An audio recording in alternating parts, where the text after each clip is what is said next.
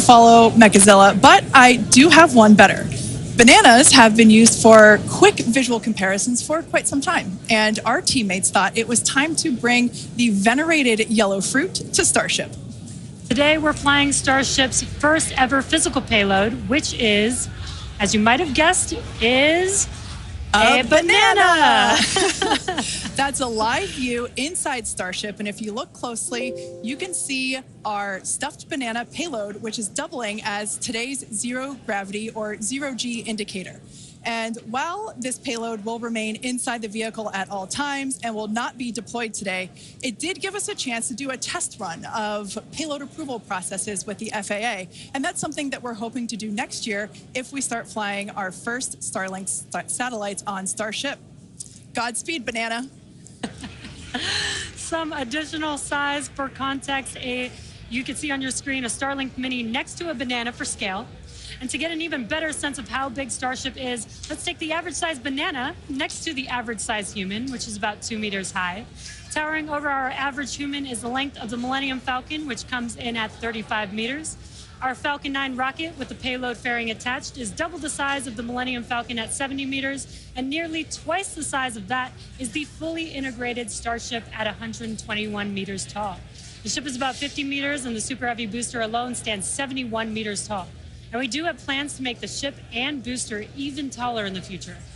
And yeah, it might be hard to imagine that because it's pretty big already. Now, Starship's first stage has a diameter roughly 2.5 times that of Falcon 9. And as you can see on your screen, with 33 much larger Raptor engines. I love this view. This is looking up at the aft end of Starship there at the engine bay. Now, moving up the rocket, the ship features 6 Raptor engines, 3 sea levels and 3 vacuum engines, which are optimized to operate in the vacuum of space. The ship is designed for vertical takeoff and landing on any hard surface, like the surface of the moon, for example. This ship is also outfitted with 4 flaps to help aerodynamically control the vehicle's attitude during atmospheric flight and enable a precision landing. To reach full reusability, the ship must survive re-entry not just once, but multiple times. It took the teams at SpaceX about 3 years to develop the heat shield on Starship, and development for improvements is still ongoing. The ship's heat shield is composed of thousands of hexagonal ceramic tiles designed to insulate the vehicle during atmospheric entry, where temperatures can be as high as 2,600 degrees Fahrenheit or over 1,400 degrees Celsius. The tiles are something we iterate on every flight test as we build towards a heat shield requiring no refurbishment between flights to unlock rapid reuse. And the teams have actually already begun testing the heat shield tiles in environments simulating Mars atmospheric entry conditions, which we'll see more of in just a few minutes. You know, slightly different than coming back to Earth. Just slightly different. And in between the first and second stages is our hot stage, which we saw in action on flights 2, 3, 4, and 5. So let's recap that last flight to understand what we accomplished and how that's changing for today's flight. On October 13th, Starship successfully lifted off at 7:25 a.m. Central Time from Starbase, Texas. A gorgeous sunrise ascent that was fairly quickly followed by the hot stage separation maneuver, which we see here, as well as on multiple previous Starship flights. The booster then performed a flip maneuver, boost back burn, and then we jettisoned that hot stage, which you see there. The booster then performed its boost back burn, which brought it back on a trajectory to the launch tower, back to the Gulf Coast. We can see here the booster descending through the Earth's atmosphere. It broke the sound barrier again as it was coming back through. Those Raptor engines relit, and then the moment that made us all lose our minds, the booster came back for a successful first ever catch by the chopstick arms back at the exact same launch tower that it launched from. It was insane. As you can see, we all went bananas. And you did too, probably. Thousands of distinct vehicle and pad criteria had to be met, and thanks to the tireless work of the entire Starship team, we succeeded on that first attempt. And while that all was happening, ship was continuing to coast towards the Indian Ocean. It executed an excellent coast, made its way down through re-entry, relit its engines, did that flip maneuver, relit its engines for landing burn, and then splashed down into the Indian Ocean. Now, that whole flight test concluded that splashdown 1 hour, 5 minutes, and 40 seconds after launch. Starship's fifth flight test was one of our most ambitious yet, and as we work to demonstrate techniques fundamental to Starship and Super Heavy's fully and rapidly reusable design. And I think I speak for all of us when I say that seeing the catch for the first time was an extraordinary moment for the entire SpaceX team. We've seen a lot of wild firsts here, but that was truly an epic moment in time. Yeah, we're not forgetting that anytime soon. Certainly one in the history books. Now, today's mission profile is very similar to Flight 5, but there are some differences that we've incorporated as we prepare for future reuse. About 20 minutes from now, Super Heavy will ignite its 33 Raptor engines and lift off from Starbase. About 2.5 minutes into flight, the booster will separate from the ship in a hot stage separation, and we've seen that occur on multiple flights, including Flight 2, 3, 4, and 5. About 2 seconds after that burns, we'll jettison that hot stage. The booster will perform its flip and boost back maneuver, and we will once again look to return the booster to the launch site for a catch by the tower's chopstick arms. And once again, we will only attempt that if both the booster and tower are healthy after launch. We were successful last time, but we should emphasize that this process is still very new. And this is still just a test, so success is very far from guaranteed today. It's always a possibility that we'll lose the vehicle. It's a contingency that we always plan for. Yeah, exactly. Now, while the booster is doing its job, the ship's 6 engines will remain lit for a few minutes before shutting down and then going into the coast phase. The ship will coast for a total of about 40 minutes or so, reaching a peak altitude of approximately 213 kilometers. Now, one additional objective for this flight during coast is an in-space burn using one of ship's Raptor engines. Doing a burn while in space will build confidence that we can do deorbit burns, which is a key capability for upcoming orbital missions. Now, after the coast phase, the ship will attempt a controlled re-entry, and if ship makes it all the way down, we'll once again perform a flip and landing burn before splashing down in the Indian Ocean. Yeah. Now, there are some notable changes to our entry plans for this flight, and they will intentionally push the ship to, and very likely beyond, its limits. This includes several thermal protection upgrades and operational changes as we prepare for future ship catch and reuse. Today's flight test will also test new secondary thermal protection materials, and entire sections of the heat shield has actually been removed in certain areas. And on top of all of that, we're going to fly the ship at an aggressive angle of attack once it's moving slower than the speed of sound. Now, this means we'll be flying nose down instead of our usual belly flop orientation during final descent. This will no doubt stress the limits of the flap's ability to maintain control, but it will be a chance to get real flight data on what our limits actually are. So, to put it as bluntly as possible, do not be surprised if this is not a smooth flight to splashdown today. We are intentionally looking for how far we can push and discover the vehicle's true limits as we plan for future ship return and catch. And even though ship recovery is not expected today, the telemetry and data we receive all the way to the end is what we're looking for and what will help us get to a rapidly reusable Starship of the future. Now, just like Flight 5, one of our objectives for Flight 6 is attempting to return the booster to the launch site to be caught by the tower. The booster for this flight has upgrades to add redundancy across its propulsion system, increase the structural, as well as increasing the structural strength in a few spots. We've also implemented a few changes across both ship and tower to try and speed up the post-catch timeline. Returning vehicles to the launch site leverages the same hardware that we use for stacking ahead of flight, making our infrastructure multi-purpose. And in order for us to achieve that rapid reusability that we keep talking about, we need a quick turnaround. And you can't get much faster than returning the launch vehicle right back there to where it needs to launch from again. Exactly. In this video, you can see our original render of booster catch alongside the actual footage of catch from Flight 5. This video is just mind-blowing to see the predicted versus reality. And just like the last flight for today's booster catch, there are thousands of criteria that need to be met in order to proceed with catch. Automated checks have to indicate we have a healthy booster and a healthy tower, and the flight director must issue a manual command, which is informed by manual checks from the flight control team. If this command is not sent prior to the completion of the boost back burn, or if automated health checks show unacceptable conditions with Super Heavy or the tower, the booster will default to a trajectory that takes it to a landing burn and soft splashdown in the Gulf of Mexico. I remember when we first heard the call out that tower was go for catch on Flight 5, and wow, I still get goosebumps when I think about that moment. Now, for today's test, just like Flight 5, we're only going to catch if everything on the booster and the tower checks out after launch. As always, we accept no compromises when it comes to the safety of the public and our team. And so to that end, the area around the pad and the flight path are cleared in advance. A lot of things have to go right in order to line up the booster catch. So if all criteria is met, we will attempt the catch, but there is a chance that we may not. Either way, we'll be getting tons of in-flight data, which is extremely valuable. Exactly. That first catch was pretty epic, though. So like you, we'll be keeping our hopes high to see another one this afternoon. Now, Dan, you got to see it in person last time. Are you mentally prepared for a possible round 2? I mean, probably not. That was pretty hands down the coolest thing I've ever seen. And the fact that we're going to do that every time now breaks my brain a little bit, but it was absolutely incredible. One of the unique aspects with Super Heavy coming back is it does generate a sonic boom.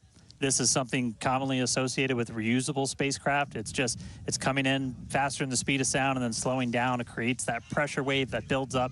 And then when it reaches you on the ground, that rapid change in pressure is that quick thunderclap sound that you hear. Now, generally the only effect is that thunderclap sound. But if you're not expecting it, it's definitely going to get your attention. And we were able to hear it last time. The impact of, or how loud it is, changes pretty dramatically. And in this video, you can see as we were descending, and there was kind of that quick triple pop that you heard. Now, that was picked up from closer to the pad. Most people at our distance and further away, you're only going to hear one or two as they're happening kind of so on top of each other that it might just sound like one big bang. But as I said, that's something that's only associated with spacecraft being reused. We hear it with Falcon 9. We heard it during Shuttle, and looking forward to hopefully hearing it today. Just a quick status check, though. We're about 85% full on ship, almost 2/3 of the way full on booster, continuing to count down about 13.5 minutes, a little under that, until we lift off today. But still looking good. I'll check back in with you guys in a few minutes. Back over to Jesse and Kate. Thanks, Dan. Yeah, I think Dan said it really well when it really does hurt the brain to think that this is going to be the norm, that this is just the beginning. Every one of these flights is a step closer to a fully operational Starship that will take us beyond Earth orbit. And with our pace of rapid iteration here, the Moon and Mars are not nearly as far in the future as you may think. In fact, we're planning to send Starships to Mars as soon as 2026. Which is when the next Mars transfer window opens, which is under 2 years from now. Now, you might be familiar with the Starlink logo, which you see there on your screen. It's an iconic representation of the Mars transfer orbit, also called the Hohmann transfer orbit. This transfer window, or the time between the time when Earth and Mars are closest to each other, opens every 26 months and is only open for about 2 to 3 months at a time for a vehicle with Starship's power. Lining up a launch to Mars is similar to how we launch to the International Space Station, where we time the launches to match the station's orbit. If we didn't do this, we would need more propellant and more time to get there. So the first opportunity we have to fly Starships to Mars, we plan to go for it. These first flight tests to Mars will be uncrewed and will test the reliability of landing in tech. If those landings go well, the first crewed flights will soon follow after that. Right now, our flight tests are focused on proving out reusability of both Super Heavy and Starship. In 2025, we'll continue that focus while also potentially flying our first Starlink missions and demonstrate capabilities central to our role in taking astronauts to the moon as part of NASA's Artemis program. Starship will be used to land astronauts on the lunar surface on NASA's Artemis 3 mission, which will put the first humans on the moon since 1972. One key capability will be the ability to refuel Starship on orbit, which you can see there on your screen, with a Starship prop tanker docked with a fuel depot. Next year, we're planning to test this capability capability by launching 2 Starships and having them meet up to transfer tons of cryogenic propellants. Now, when the time comes to land on the moon, Starship will link up with NASA's Orion spacecraft in lunar orbit, where astronauts will transfer over for their descent. Now, once on the lunar surface, they'll ride the elevator down in their Axiom EMU spacesuits from Axiom Space and leave the first footprints on the moon in more than half a century, kickstarting humanity's mission to establish a sustainable presence there. And coming soon to a moon base alpha near you, Starship Enterprise Edition. That is so exciting, and all the advancements that are going to come in order to enable all of that. Now, our rapid iterative development approach has been the basis for all of SpaceX's major innovative advancements, including Falcon, Dragon, and Starlink. Today, we're testing hardware and systems, and we need to know how they perform under the most extreme conditions. And what's more extreme than the flight environment? We'd much rather find the bugs and limits now during testing than later on when there's more on the line.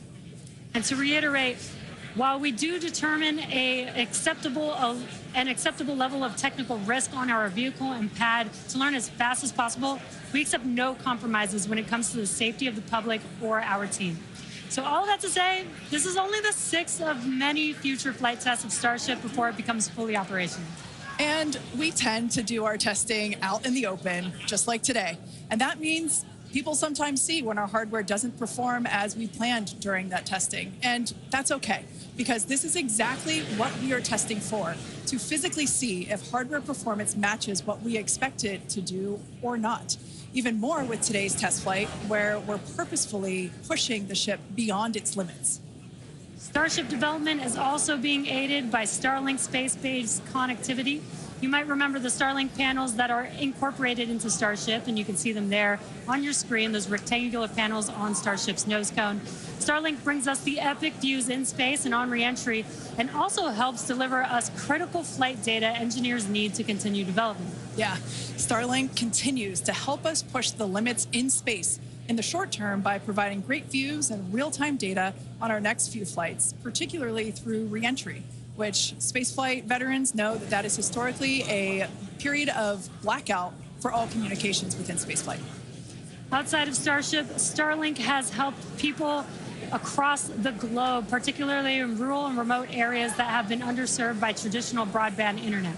Yeah, and soon, Starship will deploy our next generation Starlink satellites, which will continue to increase our capability to connect even more people with high-speed internet all around the world and beyond.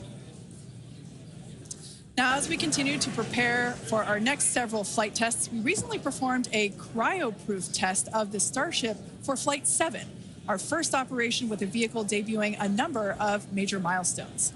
The ship has been stretched to make room for larger propellant tanks, increasing the propellant capacity from 1,200 tons to 1,500 tons.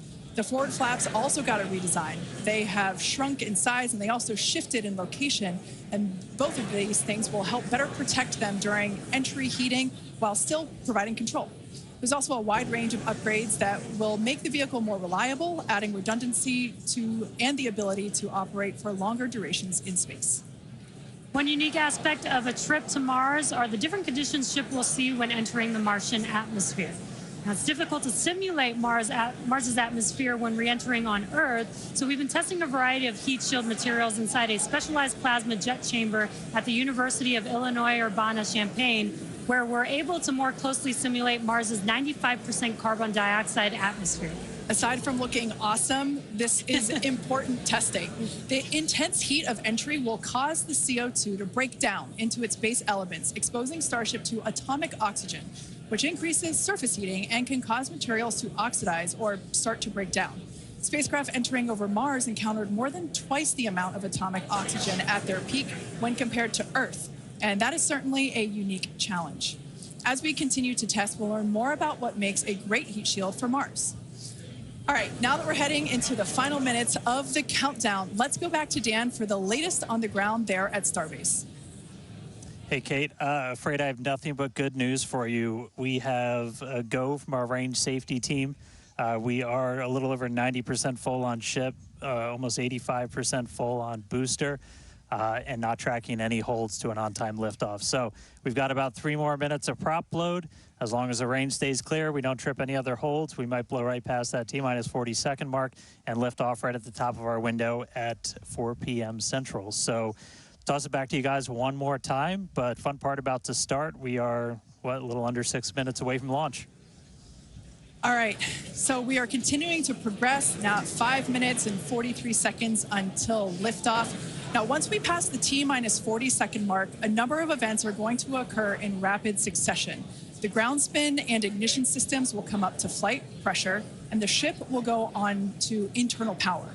And then after that, the quick disconnect, or what we call the QD arm lockout, is removed in preparation for retraction shortly after T0. And once we pass the T-minus 40-second mark, we still have the ability to recycle the count under certain conditions back to T-minus 40 seconds and then hold there to assess what happened and if we can proceed again to T0. Exactly. However, once the water for the deflector system begins flowing at T-minus 10 seconds, any issue after that would be an automatic scrub for the day, as the teams would need to refill the deflector's water tanks as well as the propellant storage tanks over at the tank farm before we're able to make another attempt. Now, it is just so unbelievable that it's just been only a little over a month, and we are just a few minutes away from Flight 6. The crowd here is building up. We've got a much larger crowd here than when we were launching at 4 or 5 in the morning. Yep.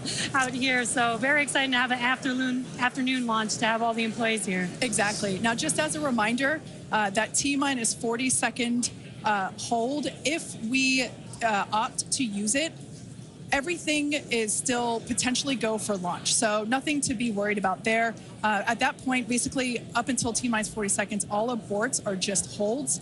This would allow the team to wait for final checkouts to assess propellant levels, engines, avionics, vehicle pressurization, range, weather.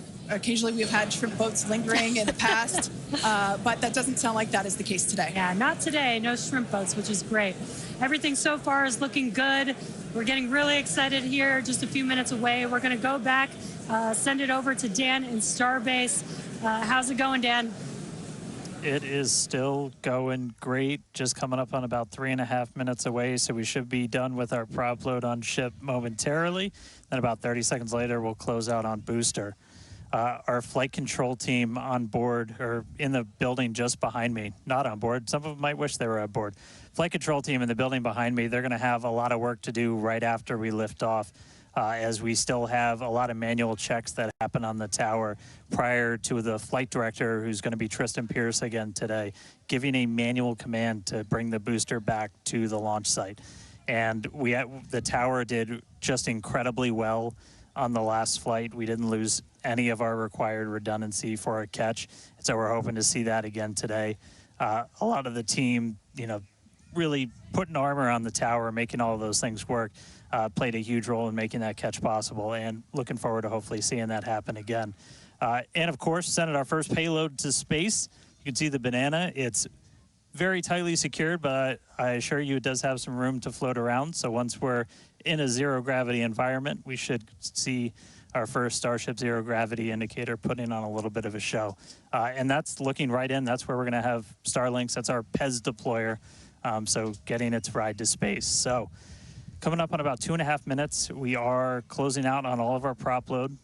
Yep, just heard that our fill drains are starting to close, so that means we're no longer going to be flowing propellant into the booster and the ship. We're going to do what's called pushbacks. So all of that propellant in the ground systems is going to get pushed back to the tanks, clear out everything around the pad right before we light those 33 engines and take off. Just quick reminder, you're going to see fire start at the bottom. You're going to see the deflector start at about 10 seconds before launch. Lots of water to help dissipate all that heat, all that sound. And then the engine's starting up in 3 different groups. And then about a second after T0, we should see liftoff. About 2.5 minutes into the flight, a little bit longer, we'll see hot staging. And that's when we're going to be listening really close on those loops to see if we're going to be bringing the booster back for a catch today. Do always want to caution, it's never a guarantee. We've done this once. We'll see if we do it again. We're only going to do it if the booster and the tower are looking really good before we attempt to bring it back here. But Coming up on a minute, not tracking any holds on the board right now. So as long as we don't have any last second things, which do happen. All right, flight director just confirmed T-minus 1 minute.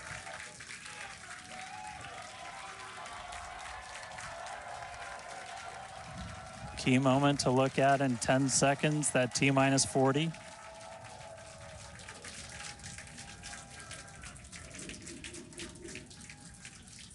And we flew right through that.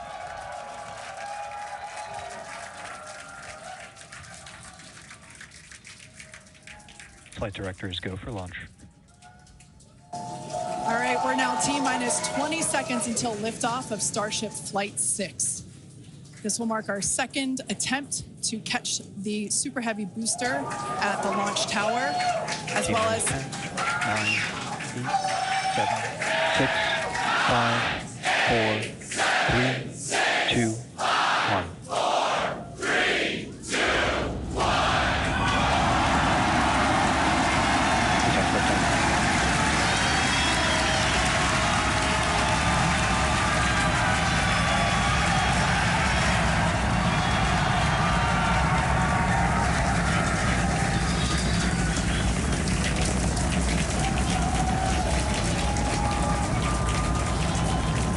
Vehicle is pitching downrange.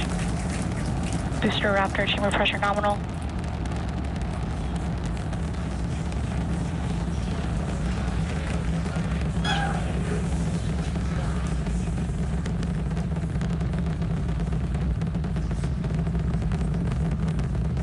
Booster and ship, avionics, power, and telemetry nominal.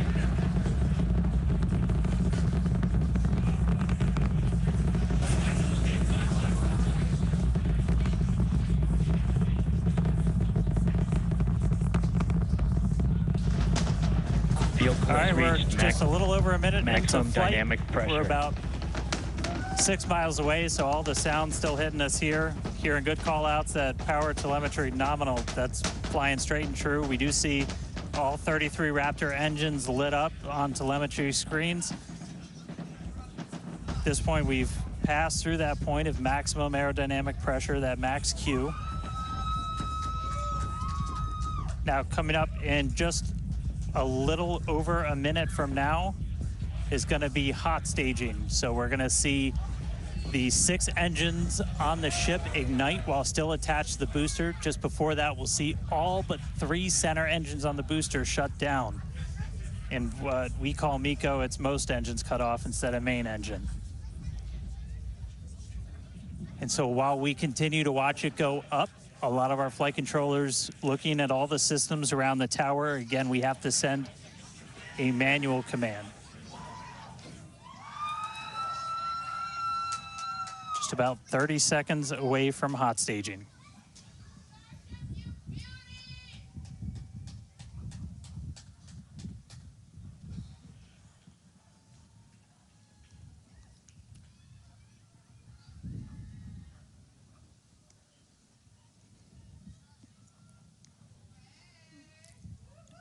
And we heard the tower is go for catch. Booster engine cut off.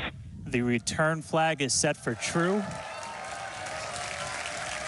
Ship engine start up. Stage separation. All right, hot staging confirmed. Booster 6 out of boost 6 back lit on the ship. Booster boost back going. We heard that we are go for catch. Kate, Jesse, take the views. Hopefully I got a booster coming home real soon. Wow, from our view here, Dan, great views of planet Earth behind that Super Heavy booster. Right now it is performing the Ship boost chamber back pressure burn. nominal.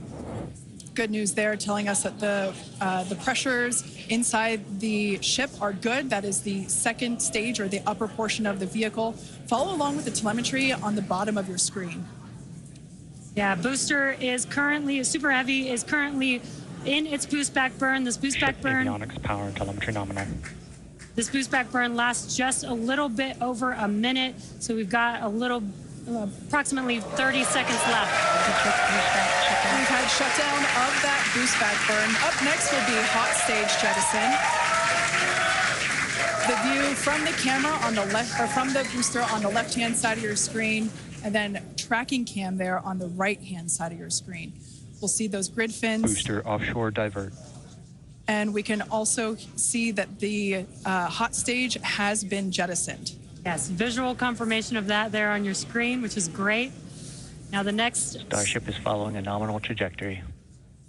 The next step for booster is going into that landing burn. Again, it'll light up 13 of those engines and then pare down to 3 engines right before booster catch. All right, now just real quick, we did hear the call out, booster offshore divert. Unfortunately, that means that we are no-go for the catch. As we said before, both the tower and the vehicle, as well as the operators on console, have been actively evaluating the commit criteria for that return to the launch tower. And unfortunately, we did not have a pass on those commit criteria. So we are no-go for tower catch. And we did mention that we're constantly evaluating the criteria for catch. There's a lot of things that need to go well in order to line that up. Unfortunately, today we will forego booster catch today. But what you're seeing on your screen is ship currently making its way towards the Indian Ocean, still looking good so far. Exactly. So views there of the booster on the left-hand side of your screen, views of the ship on the right-hand side of your screen. Now, we said before that it was not guaranteed that we would be able to make a tower catch today. So while we were hoping for it, like we said, it was pretty epic on attempt 1, but the safety of the teams and the public and the pad itself are paramount. So we are accepting no compromises in any of those areas.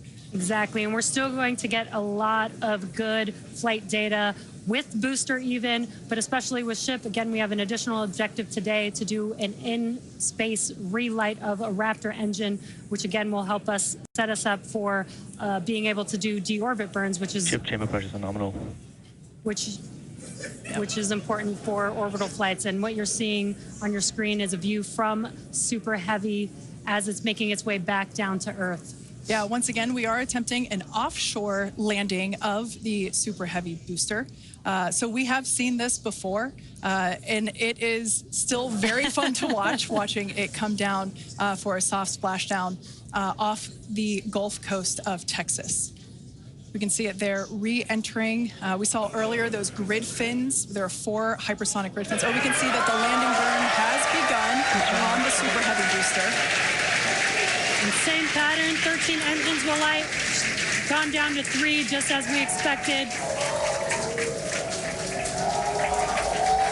And what an incredible view of splashdown that we got today of Super Heavy. Yeah, I'm sure the buoy cam views will be pretty awesome once again. So we'd like to confirm a water landing once again for the Super Heavy booster.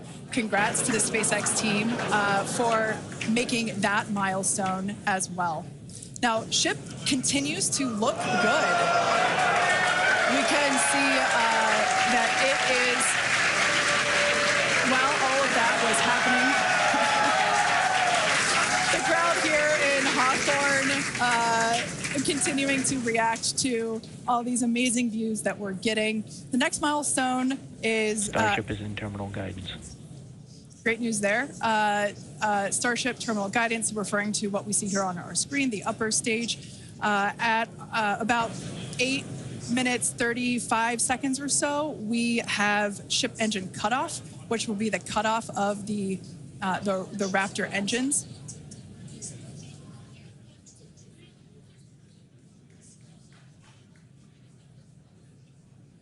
We can see on our screen ship giving us some incredible views brought to us by Starlink. This view is also very interesting because we can see basically the receding tile line that we referred to earlier, where we mentioned we have removed a number of heat shield tiles in order to test out and push the envelope on the ship and demonstrate what its capabilities are. Ship engine cutoff. And there we just heard call out for SECO, ship engine cutoff. Great news there. Everything continuing to look awesome for ship. Full view looking aft on ship here. Ship FTS is saved. Nominal orbit insertion. There's that call out we were waiting for. Confirmation of good orbital insertion for ship today. It has been a very exciting afternoon so far. We'd like to send it back over to Dan, who can give us that live view experience. Dan, once again, are you okay after witnessing another Starship launch? Yeah, totally fine. You guys have to be jealous. This is the only way to do this. This is fantastic. No, it was really cool to see a liftoff, 33 out of 33. Didn't go for the booster catch today. Initially, we were good, and then we tripped a commit criteria and did the offshore divert. So we went and did that water landing, as everybody saw. We'll dig into it a little bit more, but again, we've done it once, we've now done it twice. We're going to keep trying to do it, as this is just a core capability of Starship and what's going to make it so incredible. There's a lot left. We're just about almost 10 minutes into this flight, so about 50+ minutes still to go. Ship nominal orbit, so it's on its way around the planet. It's going to attempt to do an in-space burn. We're going to light one of those Raptor engines, the sea-level ones in the middle, just to help demonstrate that we can relight in that microgravity environment. Really critical for deorbit burns as we start to do some orbital missions in the not too distant future. And then following that, we'll see a ship entry, maybe a splashdown. As you guys said, we're really going to be pushing ship on this one. We're pretty much intentionally putting it in places where we expect it might not do so great, and all that's to try and help us learn, see if we were a little too conservative, and then maybe that opens up more capability for when we start catching them. But I'll check back in with everybody in a little bit. I'm going to tune in and watch the ship fly around planet Earth, and hopefully we see it re-entering in the not too distant future. Back over to you guys. Thanks, Dan. Development testing, by definition, is unpredictable, which we saw with super heavy splashing down in the Gulf of Mexico today, but that is exactly why we test. As is standard for these tests, the area around the pad and along the flight path was cleared prior to launch, and we expect the road and beach to remain closed until further notice. Yeah, testing development flight hardware in a flight environment is what enables our teams to quickly learn and execute design changes and hardware upgrades to improve the probability of success in the future. Please do not attempt to approach the booster in the water for your safety, as well as for that of our team that will be working on recovery. Now, we are going to continue, though. The mission is not done. Exactly. The mission's not over. Ship is still coasting, but it has been nonstop since liftoff, and with the booster having completed its job for the day, we are going to take a short break for the next 35 minutes or so while ship continues to coast before re-entry. Now, as with previous flights, Starlink may enable us to talk to the ship through re-entry with no communication blackout. Now, we are still testing Starlink during this phase of flight, so nothing is completely certain. Yeah, so if we do have views, we will be sure to bring those to you live. And of course, one of those views include that of our, as we said before, surprise payload, the Banana.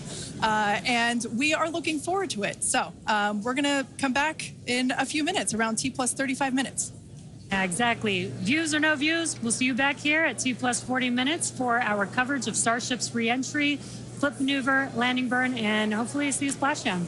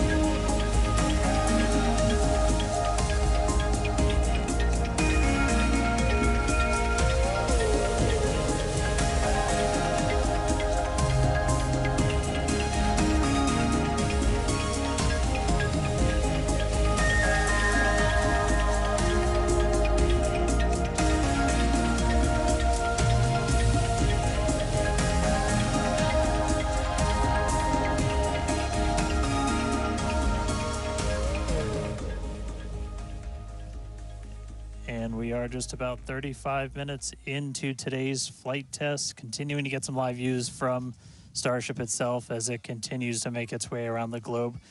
We are coming up on what we will hopefully see is our in-space relight demonstration. This will be firing up one of those 3 sea level Raptors on the very aft end of the ship and essentially reigniting it while we're in that microgravity environment in Earth orbit. We had attempted this once previously on Flight 3, but ended up skipping it when we had some attitude control issues with the ship. And we are on the dark side of the planet right now, so views are going to be a little bit dark, but hopefully we see some engine light come on as we do this relight test. This is a pretty critical capability for doing deorbit burns. This is not a deorbit burn. Want to stress that we're on a trajectory where if we didn't fire off the engine at all, we are definitely coming home. Ooh, seeing some thunderstorms down on the ground. That's pretty cool. But this is not a deorbit burn. If we didn't fire this engine, we're on a intentional suborbital trajectory. So no matter what, we're coming in over the Indian Ocean. Firing off the engine does change your exact splashdown point a little bit, but we've got this keep out zone across the entire Indian Ocean that we made sure was clear ahead of flight, and we continue to monitor during, but we're going to aim for that and hopefully see this relight test coming on in about a minute. It's just going to be one of these engines, and it uses what's called the header tank, so these small spherical tanks in the very top of Starship up in the nose cone. They don't require nearly as much gas to pressurize as your main tank, so they're really useful for any in-orbit maneuvers and then for landing burns. So if we make it to a landing burn today, we'll be using them for that as well. So we should be coming up in just about the next minute. Should be under a minute now away from that expected ship burn. And again, we've relit Raptors pretty frequently. We just did it with the landing burn and that boost back burn on the booster, and we've done it on ship landing burns. We just haven't done it in this microgravity environment where your propellant management and a lot of other things are different as you're not weighed down by the force of Earth's gravity.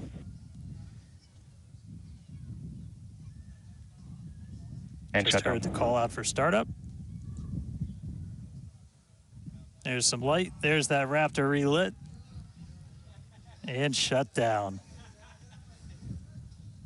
All right, there you have it. The first time ever lighting a Raptor while in outer space, other than our ascent burn. So really cool to see that relit. That's a pretty critical capability that we're going to need when we're doing orbital missions in the not too distant future. So check another one off. That was a really cool. That was an objective we really wanted to hit on this one, and so good to see ship knock that one out in orbit. But for now, we're going to coast for just a little bit longer, and then it'll be time for ship entry. So we'll get the usual light show as we return from hypersonic velocities. We're just starting to do the entry prep for that, so we're going to get the flaps positioned, and then it's going to start taking the brunt of all of that heat as you're coming in from well in excess of 10,000 miles an hour. That's all going to build up a lot of heat as you're encountering an increasing atmosphere, building up that friction. And we're going to see how the tiles fare. We've also got some pretty cool tile experiments that we'll talk about in a little bit. But coming up real soon, ship re-entry, successful relight, and we'll start this entry part soon.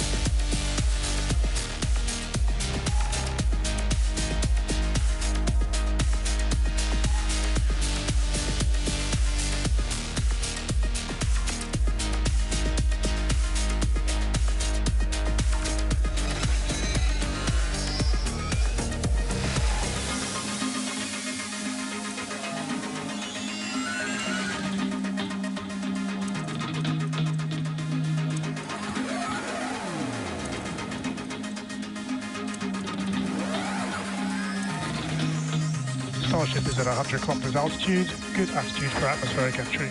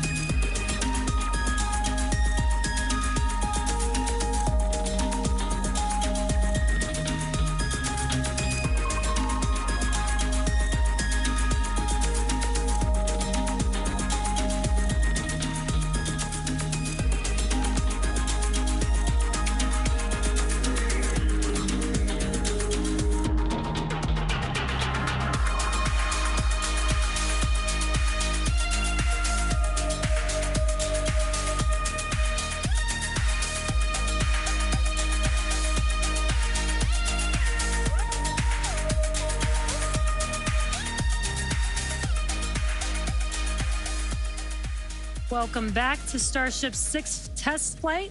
It has been an exciting day so far. We lifted off from Starbase at 4 p.m. Central Time. The Super Heavy booster and ship had a successful separation as well as a good boost back burn and good separation of the hot stage adapter. We did not attempt a return to the launch site and catch attempt today when strict criteria were not met, and the Super Heavy booster executed a planned divert to a landing burn and soft splashdown in the Gulf of Mexico. Yeah, obviously we were hoping to come back to the tower, but this was a test and we knew that it was a very viable possibility. Starship is at 85 kilometers. Flaps now have control of the vehicle. All right, great news there, turning our attention over to the star of the show here, giving us these amazing views once again. We heard the call out there telling us that the Starship vehicle is now 83 kilometers above, coming up around T plus, well, now actually, the ship, as you can see, is beginning to re-enter the Earth's atmosphere. As a reminder, one of the main goals of today's flight test is for the ship to make it through the extreme heat of re-entry and to do so in a controlled manner. Now, re-entry is typically a portion of flight where we don't have communication capability with the spacecraft because it's re-entering at or around orbital velocity, which is roughly 8 kilometers per second or about 5 miles per second. Now at those speeds, yep, pretty fast. The spacecraft is moving through the atmosphere rather quickly, and that results in friction, as we can see that starting to happen on our screen, and this creates a plasma field around the vehicle. That blanket of plasma distorts communication frequencies, so it's not uncommon to experience brief blackouts in communication.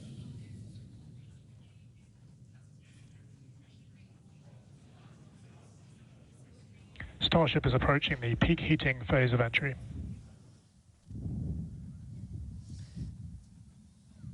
And we just heard we're getting into the peak heating phase. We're getting these views courtesy of Starlink. We've got 4 different terminals on the ship itself.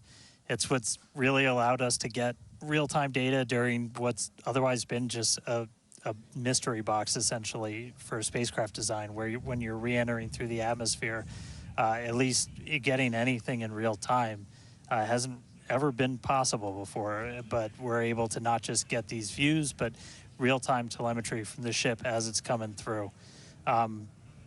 Do really want to stress that we are really pushing the ship today. The heat shield is not in the same configuration as it was last flight, where we had a team of ship techs do just an otherworldly task, replacing the entire heat shield, thousands of tiles, installing a backup ablative, and that pretty much set us up to do a pinpoint landing on Flight 5. We did not do that with this one. We have some backup in those really sensitive areas around the flap, but this is an older generation heat shield. And knowing we weren't going to do that, we even went and removed some extra tiles. There are some missing tiles on the nose cone where we're testing some backups. There are some steel covered tiles in a couple of different spots. And there's also a whole lot more steel of the ship showing. As you guys talked about, we gave it a little bit of a haircut, a couple hundred tiles trimmed off the sides, and that's where we might have catch fittings in the future. But ooh, color's starting to come in. So it looks like things are going to start heating up, Kate and Jesse. Yeah, fun fact, Dan, we actually removed 2,100 heat shield tiles from Starship in order to basically present that necessary receding line, which you kind of can see there in your view. Think back to previous flights, the heat shield line came up further on the vehicle, and just like Dan said, we want to test the vehicle beyond what we think it is capable of carrying based on our simulations and calculations. So once again, to just be super plain, don't be surprised if we see some wackadoodle stuff happen here. We won't be. There are a number of things that we are testing out intentionally to see what the ship can take. Yeah, exactly. And knowing what those limits are will really help us design the vehicle of the future. Essentially, removing those tiles helps us remove a lot of weight from the vehicle, a lot of things that might potentially need refurbishment in the future. And the goal is to come up with a heat shield pattern or design that we don't have to refurbish. We can just continue to use it over and over again. And that's why we're changing some of those tiles and moving stuff around, removing a lot of those tiles, as Kate has been mentioning. Exactly. And, you know, looking forward to the Starship capability of the future, we want to be able to catch Starship like we do with boosters. And so the next flight, we want to better understand where we can install catch hardware, not necessarily to actually do the catch, but to see how that hardware holds up in those spots. And today's flight will help inform, you know, does the stainless steel hold up like we think it may based on experiments that we conducted on Flight 5? Now, continuing to look, amazing views. Yeah, Dan, go ahead. Oh, I was just going to say, like, there's so much on this flight that we're doing to try and, you know, make all the ships that we're about to start flying even better, just really understand what their capabilities are going to be. We've got kind of the next-gen ship lined up for Flight 7. It's got all of those heat shield upgrades and everything. And one of the things that we're going to be doing that's most interesting, and one of the reasons we wanted daylight, is we're going to be flying pretty aggressively as ship comes in. We're going to be kind of nose down, and we've done it in wind tunnels. We've done it in simulations. You might see the flaps really flapping around trying to control the vehicle. We're betting we might have a little bit more capability than we think in just the analysis, but always a chance that bet doesn't pay off. But that just helps us know, like, what are our Starship limits. is now halfway through the peak heating phase of entry. Sweet. Halfway there. Halfway home, guys. Yeah, and if you guys, again, can follow along with the altitude and the speed of ship as it's making its way back down to Earth, bottom right-hand corner of your screen. Speed is still going really, really fast. Again, as it gets closer to Earth, we'll see that altitude drop a little bit faster. It's kind of dropping pretty slow right now. And again, as we get closer and closer to literally the surface of the water, then we'll start to see that speed pick up. And if we can make it through this re-entry, we will attempt to do that flip maneuver once again and splash down in the ocean. Exactly. Like we've been saying, we are testing beyond the perceived limits of the vehicle. We want to go learn more about the ship, and this is a great opportunity to do that. So really pushing the flight hardware in a flight environment to help inform these future designs. As we've mentioned, it has a different heat shield. This heat shield is not the same generation as what we flew last time. This one is one generation older. So we are also testing out new secondary thermal protection materials. So basically, like if the heat shield isn't in this one spot, can this other material protect the metal is the thinking there. Also checking of the ship's structural strength in those areas where we're looking to add that ship catch hardware just to see if it survives entry. So yeah, as we've been saying, we've done a lot of calculations and simulations. This view right here is super cool. This is looking out from the aft engine bay, basically at the bottom of Starship. Then on the center left-hand panel, if you will, we have one of the forward Starship flaps, so one of the flaps located at the top of the vehicle. Underneath that is one of the aft end flaps, like the one that we see in the main picture there on the right-hand side of your screen.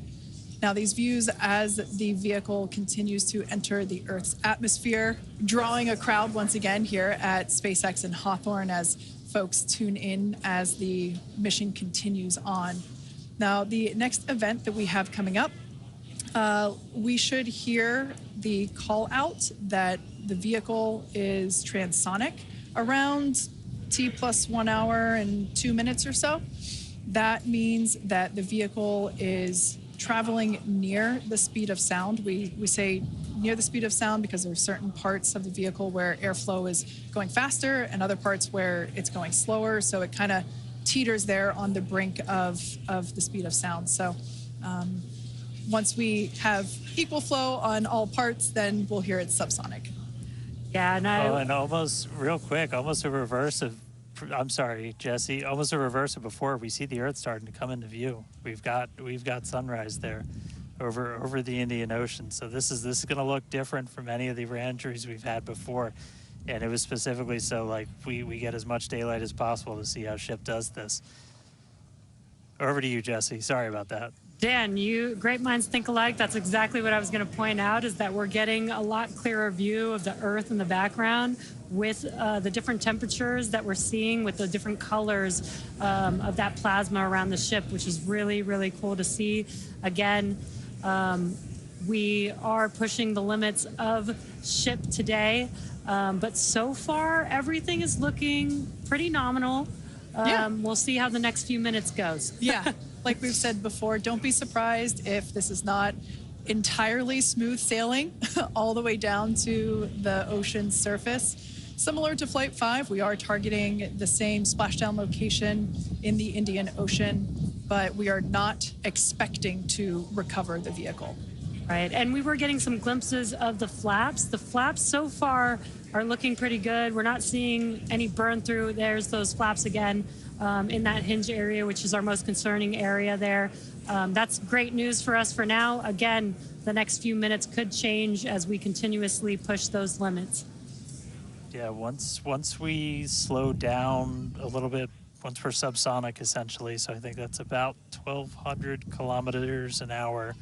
Once we're down below that, that's when we're going to kind of dip our nose down and get that more aggressive angle of attack. Normally we're just belly flop right into the water, pretty much that position. But if we're going to be able to do return to launch sites, we're going to want to be able to fly with a little bit more of an angle of attack, get you a little bit more range as you're coming through. And so this'll be just a test to see quite how far can we push it. And obviously we're going to do these kind of tests way out here in super remote areas before you ever try to bring a ship back to a place like Starbase. Starship remains on a good entry trajectory. External temperatures are coming down. All right, great news there. That tells us that we are through the phase of peak heating. So we are expecting these temperatures to continue to come down.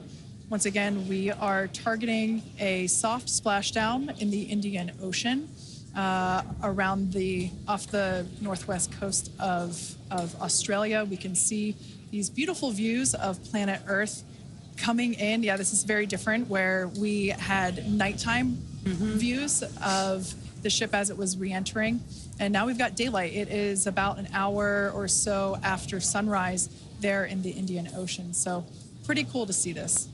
Yeah, and it might not seem like it makes a huge difference, but we do get a little bit more light on ship as well for the camera views that we have, which is very beneficial for us to visually see anything and try and correlate that to any of the sensors or data that we have on the vehicle. Exactly. That is why we shifted our launch window so that we could have that daylight in order to improve our observations of the vehicle. So not only are we getting all the raw data from all the sensors that are on board Starship, but we also have multiple cameras and assets out there that are watching the vehicle and will also be able to tell us with this visual story that is also very, very important.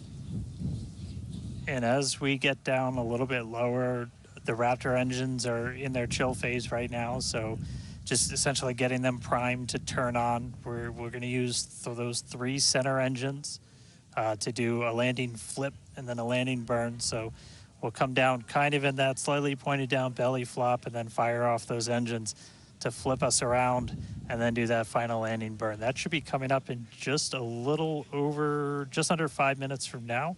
And then hopefully we start hearing some call outs on transonic and subsonic as we slow down. Again, once you hear Starship as subsonic, keep a close eye on the flaps. They're going to be working overtime essentially to maintain control of the ship as we get a little more aggressive with this.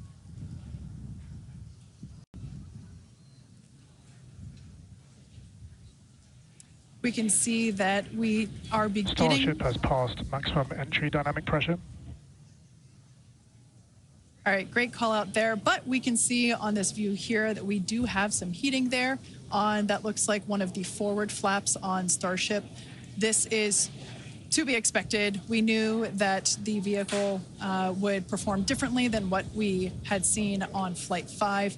This is actually really good data because it tells us what parts of the vehicle at this, what will soon be a higher angle of attack once we drop down below the speed of sound. We'll have a higher angle of attack, meaning we're going to be flying nose down, basically. So yeah, this is good news, but we can actually, looks like that heating is starting to cool off there. Yeah, it's a little burn through. Again, it is important to note when we start seeing that through the ship's descent as well. So like Kate was saying, we're getting some really good data here. It looks like the other flaps are doing a little better than the one that has a little burn through, which is some good news. Again, constantly watching. We've got a couple minutes until we're expecting to make it all the way back down to Earth. Exactly. And like we said before, we are not expecting to recover the ship, although that would be great. It'd be a nice bonus if it happened, but it's not really in our expectations today. We really want to push the hardware, as we've been saying, but really the telemetry and the data and the video that we receive all the way to the end is truly what we're looking for and will help inform the future designs of this vehicle. We can see some flap movement as the camera is moving around. That's what you're seeing there is the flaps adjusting. When we have a camera on one of the flaps there, this is the view that you're seeing there. And you can also see the graphic in the bottom. Starship is slowing down past Mach 1. And call-outs aligning with this, you can see the orientation of the vehicle starting to change. You can follow that graphic at the bottom of your screen. Again, that is why those flaps are changing. They control the orientation of the vehicle. Yeah, there are 4. Go ahead, Dan. Starship has started the subsonic belly flop, remains on a good trajectory. I was going to say this is when things will start to get a little interesting. So this is when we're moving slower than the speed of sound. You can see that nose slowly start to tip down, and we're going to try and maintain flap control the whole way. But we are just a couple minutes away from hopefully doing a landing flip landing flip and landing burn if the flaps can hold together.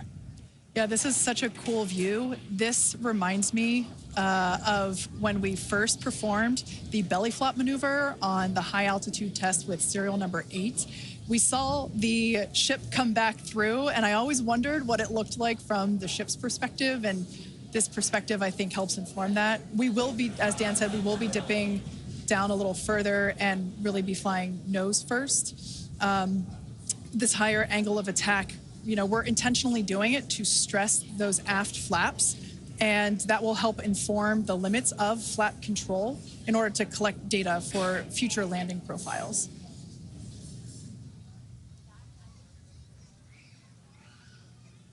I mean, we're looking good so far. We've just got about 5 kilometers in altitude to go. We'll ignite the engines when we're still just a couple hundred meters over the ground, do that flip. Starship is passing through 5 kilometers altitude, remains on a good trajectory. I have a feeling this is going to look so cool as it passes through the clouds. Obligatory shout out to the entire avionics team on Starship. And there's that nose down orientation.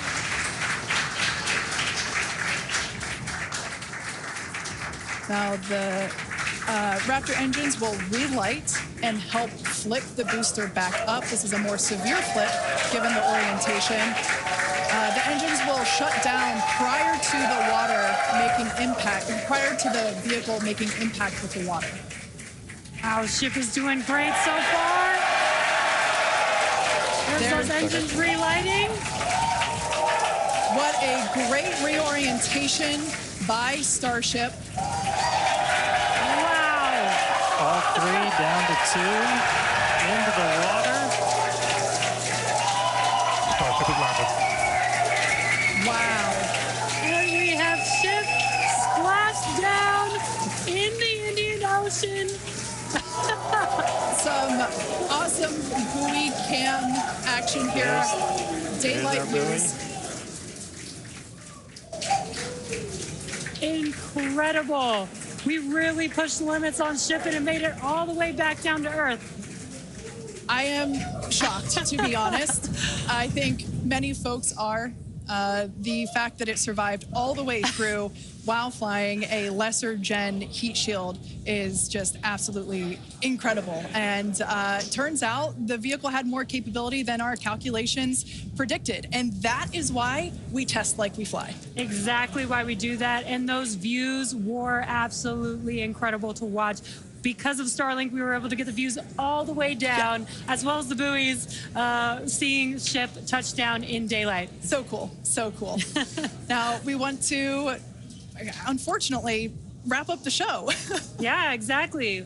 We'll say congratulations to our teammates at SpaceX and to everyone who supported the Starship program. And thank you to all of our future customers for your support. We'd also like to thank the people of Cameron County, Texas, as well as the Coast Guard, the Federal Aviation Administration, the Government of Mexico, and the Australian Space Agency. Now, be sure to...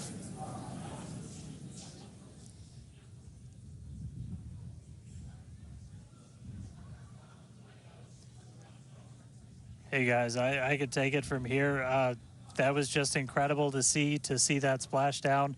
As you said, thanks to everybody that took such a huge part in this. Everybody here at Starbase that's worked on this program, just really pouring your lives into it.